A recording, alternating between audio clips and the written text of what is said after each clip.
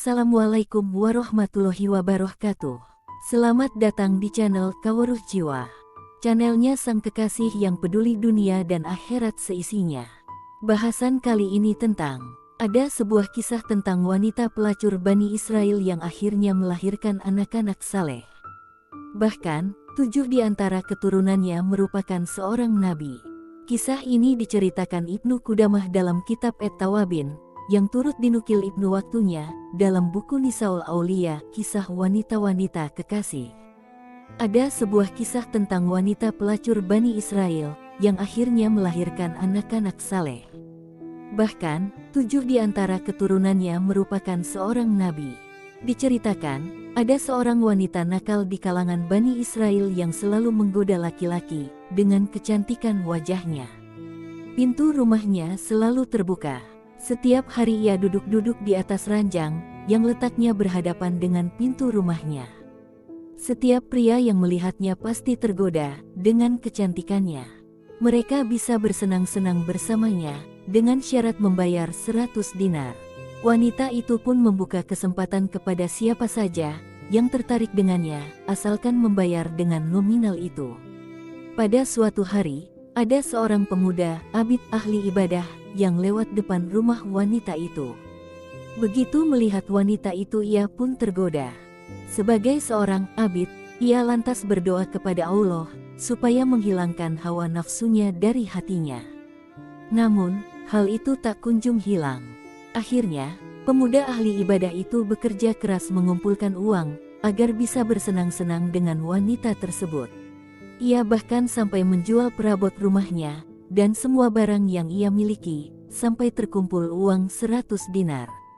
Setelah terkumpul, ia bergegas pergi ke rumah wanita itu, dan menyerahkan uangnya kepada wakil si wanita. Si wanita lantas menyiapkan waktu khusus untuk menyambut kedatangannya.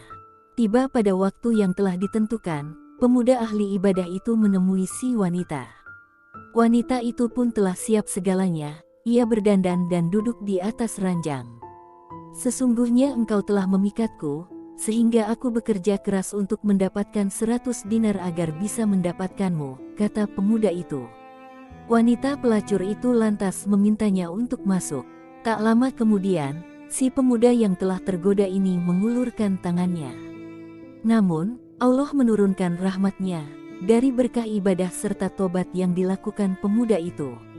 Sungguh Allah melihat perbuatan ini dan melebur semua amalmu, kata pemuda itu dalam hatinya. Seketika ia teringat akan menemui Tuhannya, dan berdiri di hadapannya. Ia lantas dilanda ketakutan yang luar biasa. Tubuhnya gemetar, dan raut wajahnya berubah. Biarkan aku keluar dari sini dan 100 dinar ini milikmu, ucap laki-laki itu. Melihat keadaan yang aneh ini, si wanita bertanya, apa yang terjadi denganmu? Bukankah engkau kumpulkan uang itu untuk bisa bersenang-senang denganku? Tetapi ketika sudah tercapai, apa yang engkau inginkan, engkau tinggalkan begitu saja. Aku takut kepada Allah. Sungguh uang yang telah aku berikan kepadamu, itu halal untukmu. Tolong izinkan aku keluar, ucap laki-laki itu. Wanita itu kembali bertanya, apakah kamu tidak akan berbuat apapun kepadaku? Tidak, jawabnya. Kalau demikian, maka sungguh tidak ada yang pantas menjadi suamiku melainkan dirimu, ucap wanita itu dengan nada penuh penyesalan dan tobat. Lelaki itu mendesak, agar bisa segera meninggalkan rumah si wanita itu.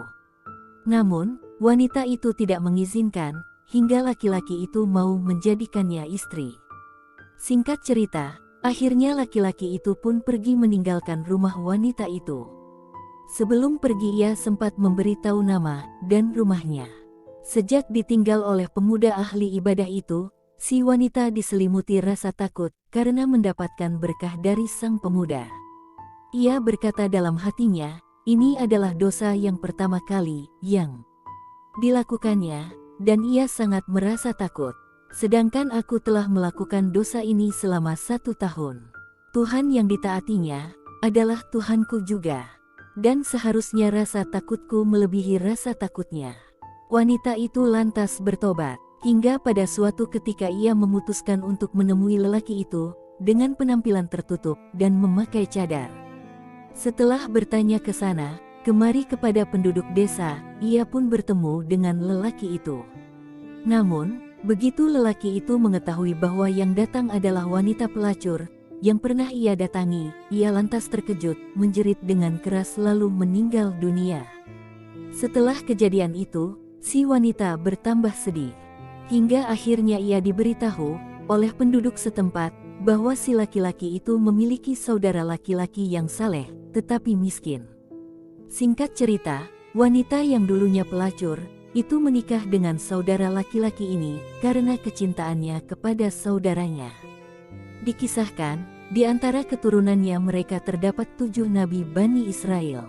Ada pendapat yang menyebut wanita itu bernama Al-Malikah. Semoga bermanfaat. Terima kasih. Wassalamualaikum warahmatullahi wabarakatuh.